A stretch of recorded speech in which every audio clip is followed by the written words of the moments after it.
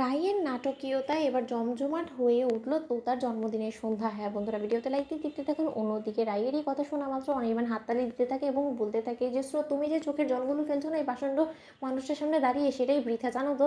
কারণ এই পাষণ্ড মানুষটার মধ্যে বিন্দুমাত্র সেই মনুষ্যত্ব বোধটুকু নেই যে সে কারো চোখের জলের অবধি দাম দেবে বা কদর করবে। অন্যদিকে অনির্বাণকে রাইয়ের দাদাভাই বলতে থাকে যে সব কিছু ভুলভাল বকছো বলো তো। আর যে হোক না কেন, রাই কোনো মতে এরকম করতে পারে না। কারণ ও যথেষ্ট পরিমাণে নরম মনের মানুষ, আর ও আমাদের কাউকে সামনে দেখবে এবং ও নিজেকে এরকম করে শক্ত করে রাখবে সেরকমটা ওর নয়, একদমই না। আর এই কথাটা তুমি বললে আমি বিশ্বাস করবো না। অন্যদিকে অনামিকা বলতে থাকে যে দেখুন, আপনারা সকলে মিলে আপনাদের মেয়েকে খোঁজাখুঁজি করার জন্য এরকম করছেন, আমি বেশ বুঝতে পারছি, আপনাদের কষ্টটা আমি ফিল করতে পারছি, কিন্তু তাই বলে আমি অন্য একজন মানুষ হয়ে আপনাদের মেয়ের চাহিদাটুকু কোনো মতে আমি মেটাতে পারবো না। আপনারা প্লিজ পারলে আমাকে ক্ষমা করে দেবেন। অন্যদিকে রাই মনে মনে বলতে থাকে যে দুঃখের যন্ত্রণায় আমার বুকটা ফেটে যাচ্ছে, কিন্তু তার সত্ত্বেও মা, এতদিন বাদে যে তোমাকে আমি জড়িয়ে ধরতে পেরেছি সেটাই আমার জীবনে সবথেকে বড় পাওনা। আর স্রোত, বৌমনি, তোমাদের সকলকে দেখে আমার সত্যিকার অর্থে মনটা জুড়িয়ে গেল। অন্যদিকে রায়ের বৌমনি এসে রাইকে জড়িয়ে ধরে বলতে থাকে যে কী রাই, তুমি নিশ্চয়ই এখন আমাকেও চিনতে অস্বীকার করে দিবে। আসলে না, অস্বীকার করারই বা কী আছে বলো তো। আমরা তো খুব একটা তোমাকে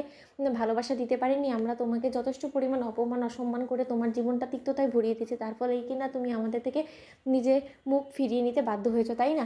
অন্যদিকে কথা বলা মাত্র অনামিকা যখন সকলের কথায় ব্যতিব্যস্ত হয়ে বলতে থাকে যে প্লিজ আপনারা এবার একটু আপনাদের মুখটা বন্ধ করার চেষ্টা করুন, কারণ আমি আর যন্ত্রণাটা সহ্য করতে পারছি না। আপনারা সেই থেকে আসার পর থেকে নিয়ে শুরু করে এখনও পর্যন্ত আমাকে শুধু রাই রাই বলে আমাকে বিরক্ত করে তুলছেন। আমি সেই রাই না, আমি বারবার করে বলা সত্ত্বেও কেন আপনারা বোঝার চেষ্টা করছেন, আমার তো সেটাই মাথায় ঢুকছে না। অন্যদিকে অনির্বাণ হাততালি দিয়ে বলতে থাকে যে ওয়ান্ডারফুল ওয়ান্ডারফুল, কী অভিনয়টাই না তুমি পারো। আজকের নাটকীয়তায় তোমার তোতার জন্মদিনের সন্ধ্যাটা একবারে জমজমাট হয়ে উঠবে, কি বলো ঈশা। অন্যদিকে ঈশা বলতে থাকে যে আচ্ছা অনামিকা, তুমি একটা কথা বলো, তুমি যদি সত্য করে রাই না হয়ে থাকো তাহলে অনির্বাণ দাদাভাই তুমি বরঞ্চ একটা কাজ করো, তুমি যাকে কিনা খোঁজ করছো তার সকল তথ্য প্রমাণগুলো আমাদেরকে একবার দেখাও তো, যদি আমরা তাকে দেখা মাত্র কোনো মতে তার সম্পর্কে তোমাকে কোনো খোঁজ দিতে পারি। অন্যদিকে অনামিকা বলতে থাকে যে তার মানে ঈশা, তুমিও অনির্বাণের সাথে হাত মিলিয়েছো। আমি সেদিনও তো তোমাকে সব কিছু খুলে বললাম, তার সত্ত্বেও তোমার সন্দেহ দূর হয়নি, তাই তো।